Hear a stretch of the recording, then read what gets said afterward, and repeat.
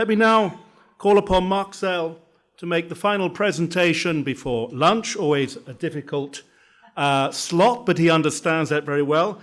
Marc is an attorney and general counsel for Republicans overseas. He has immense experience of the practice of law internationally, and I invite him to make the final few inches to the podium. Okay. All right. Well, I want to thank you, Jeremy, for giving me the great honor of delaying the lunch of everybody sitting here today, waiting. I haven't eaten breakfast, so I'm with you. And furthermore, I'm going to, because we're running over, we're going to have less time to eat your lunch. So there you go. Okay. In any event, I do want to start by just thanking Randy and his family, his amazing family, who I had a chance to meet here today for this extraordinary event, logistically and content-wise. It's been illuminating. I've learned much, including from our programs this session and in the previous one. I'm going to talk about the elephant in the room, the éléphant dans le corridor, okay? But it's not the symbol of the Republican Party that I'm going to be talking about. I'm going to talk about the war in Israel today. And let me just start by framing this issue. Why is this coming up now in this particular session? It's because what Randy asked me to talk about, actually, and that is this red-green alliance. Now, frankly, as an American, I really haven't been focusing on red-green alliances very much in the past 40 years.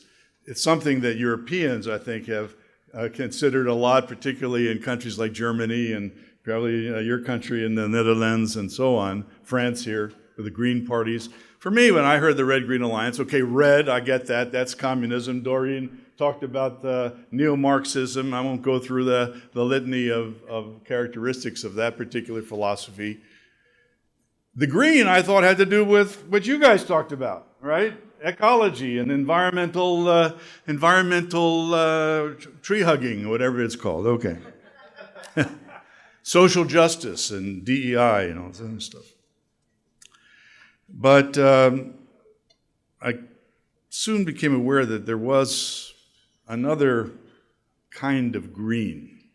It's the green that the Hamas terrorists tie on their forehead, that they wore just a little over a month ago when they went into my country, Israel, on October 7th. And they slaughtered, and they mutilated, and they mass raped, and they kidnapped innocent civilians, including the better part of 3,000 young people who are attending the Nova Festival of Peace during the end of our high holiday season in Israel. They came on a Sabbath. They came on Simchat Torah, which is supposed to be the most joyous day of our liturgical year. And because of them, the entire country has been plunged into something that I haven't seen in my 40 years in Israel, and you've seen a lot in Israel in 40 years, but I've never seen anything like this. And from what I've talked to my colleagues in Israel, neither have they. In our case, in my family's case, I'll just point to you that I have a 33-year-old son, father of 3 and expecting the 4th, who was called up over a month ago and has been serving in the wastes of Gaza for the last 2 weeks, really, as a tank commander, trying to put Hamas where it belongs in the earth. All right. Let me just go back to the issue that Randy wanted me to talk about. With all of the shock and horror that we experienced on October 7th, What is more shocking to me, and this is not an exaggeration, is the manner in which the world at large reacted to the horrors of October 7th. At first, everybody was beyond themselves. They couldn't believe that something like this would actually happen in the 21st century.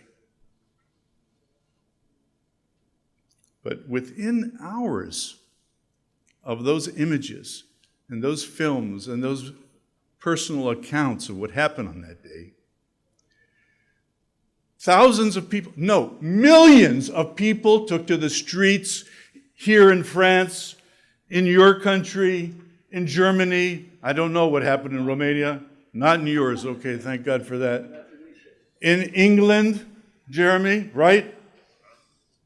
In the United States of America, yeah, Los Angeles and Chicago, Washington, D.C., where I come from originally. And what were they protesting? Well, you would think that they would be protesting against the outrages of October 7th, but no. They were protesting in favor of Hamas, Palestinian terror. And they uttered these phrases which you've become familiar with. Free Palestine, they say, from the river to the sea. Even a sitting member of the United States Congress was repeating this, and for that she was censured, thank God, this week. But the day after she was censured, she went out and said it again. And what does that little phrase mean? Sounds great, right? Free Palestine from the river to the sea. Well, the river is the Jordan River, ladies and gentlemen, and the sea is the Mediterranean. And between the Jordan River and the Mediterranean Sea is not only Judea and Samaria, the West Bank, where I live, but also the entire state of Israel, with all of its 9 million people and its 7 million Jews. And what they were saying on your television screens and in your radio stations and for all and you're hearing it today, God knows you're hearing it today. Here in France, I watched the television here, I couldn't believe it. Free Palestine from the river to the sea, destroy the state of Israel, murder or expel 7 million Jews. Today, ladies and gentlemen, is the 5th, let's see, let me count, 85th anniversary of Kristallnacht, which happened just across another river here or two. Now, how does that all fit into what I'm asked to talk about? And I'll try to finish real fast. This red, green, black alliance is no longer just about tree huggers. And it's no longer about neo-Marxists. It's about Islamists. Islamists, these people who take the noble religion of Islam and turn it into a political tool aimed at freeing Palestine from the river to the sea. That amalgam, that combination of these forces, neo-Marxism, American Marxism we call it, some of us, environmental activism, right? And Islamism is now what has now created a combination of force that the world has never seen before. In the United States, we have another name for this. It's called woke. Now, I don't know how much of that gets into Europe. In Israel, they don't know what that is, okay? But this woke is this merger of Marxism and environmentalism, and it's come together with this Islamism to create this new, this is Solomon Yu's proper description of it, this new neo-fascism.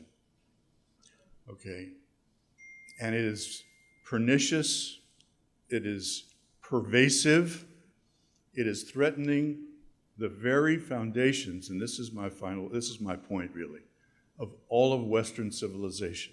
Some of our speakers today in both sessions have talked about the impact of this new thinking of this new wave of thinking that's sweeping through our young people at the universities and boardrooms. But this combination bared its evil head on October 7th. And it's not going to end pretty. Look, Charles, you gave us a pretty black view of the world economy and the demise of the dollar and so on. You got me nervous. I read somebody on our Twitter just said she had to go out and get a drink after your remarks. But what I'm talking about, you're going to need more than one drink to deal with this. And all I can say is this, and here's I'm going to wind it up, Jeremy. It's up to us. It's up to us. We, the Republican Party in the United States, conservative parties around Europe and the world, and the Israeli army. And the Israeli army, ladies and gentlemen. My son and the other 360,000 reservists who are putting their life on the line, even as we speak, in order to rid the world of this Islamist scourge. We can't let it come back. We can't let it exist. And any talk of that happening after we finish the war, or creating a Palestinian state like Blinken, the Secretary of State, said yesterday that will unite Gaza with the Palestinian, with the West Bank, it's insanity. But it's not just about Jews, okay, or Israel. The Bible says that the Jews are to be a light unto the nation. Our history teaches us that the Jews have been kind of a lightning rod of the hatred of the nations. And I'm saying what's going on in Israel and Gaza today, and maybe Lebanon and the fight with Iran and the rest, is Israel's clarion call to the nations of the world to wake up. That's our charge. That's our mission. If we fail, you can just imagine the consequences. Thank you.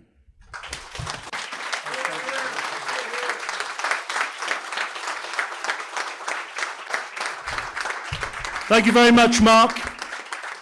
Thank you for a